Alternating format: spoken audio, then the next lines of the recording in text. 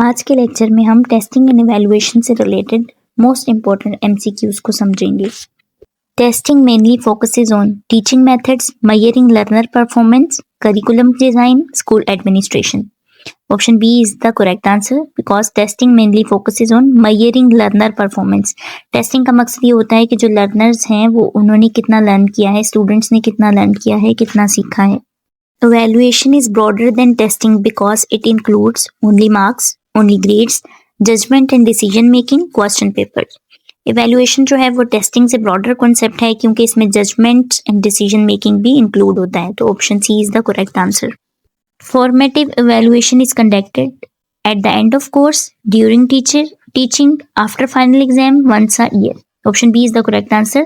Formative evaluation जो होती है वो ड्यूरिंग टीचिंग होती है क्योंकि स्टूडेंट की लर्निंग को मॉनिटर करता है और ऑन गोइंग फीडबैक प्रोवाइड करता है। और फॉर्मेटिव असेसमेंट या फॉर्मेटिव एवेल्युएशन को असेसमेंट फॉर लर्निंग भी कहते हैं और प्रोसेस एवेल्युएशन भी कहते हैं। इसमें कंटिन्यूसली टीचर और स्टूडेंट का फीडबैक मिल रहा होता है। फॉर एग्जांपल जो मंथली टेस्ट होते हैं, क्लास टेस्ट होते हैं या मिड टर्म्स होते हैं, प्रेजेंटेशंस, असाइनमेंट्स वगैरह होते हैं, वो सारी फॉर्मेटिव एवेल्युएशन में इंक्लूड होती हैं। Summative evaluation is done daily, weekly, at the end of the instruction before teaching. Option C is the correct answer. At the end of the instruction. Summative evaluation जो होती है इसको assessment of learning भी कहते हैं और ये बिल्कुल सेशन के एंड पे होती है। जिस तरह हमारे हर साल के बाद ईयरली एग्जाम्स होते हैं ना, फाइनल एग्जाम्स, तो वो इसमें इंक्लूड है, summative evaluation में आते हैं। Diagnostic evaluation helps to promote students, rank students, identify learning difficulties, award grades. Option C is the correct answer. Identify learning difficulties.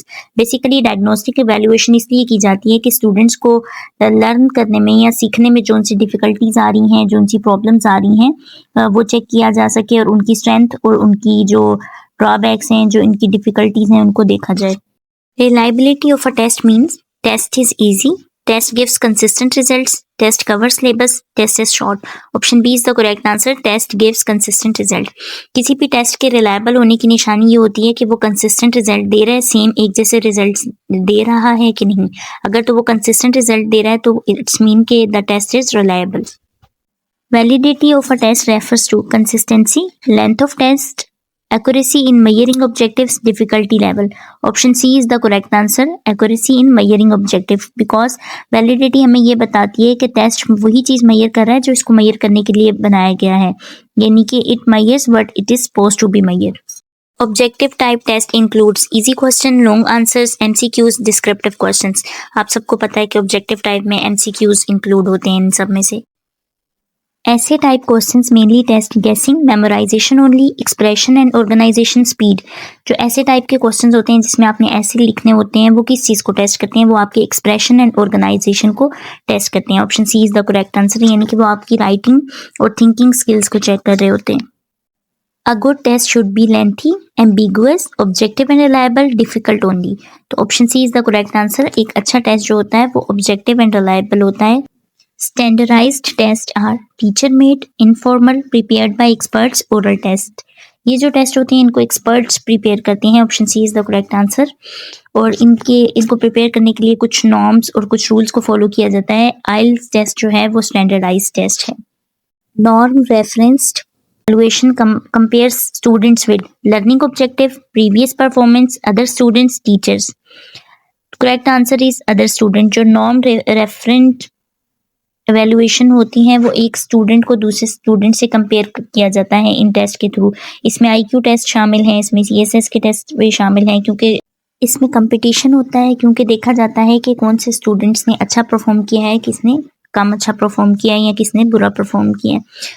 Criteria referenced evaluation compares performance with class average, other students, standards, objectives, school rules. Option C is the correct answer. Set standards और objectives. Criteria referenced evaluation जो होती है ये check करती है कि students जो उनके ऑब्जेक्टिव्स हैं, टेस्ट लेने के जो ऑब्जेक्टिव्स होते हैं उन स्टैंडर्ड्स के ऊपर पूरे उतर रहे हैं या नहीं। इसमें ड्राइविंग टेस्ट आ जाता है, क्लासरूम टेस्ट आ जाता है और यूनिवर्सिटी के स्टार्ट में जो एडमिशन टेस्ट होते हैं वो भी इसमें आ जाते हैं।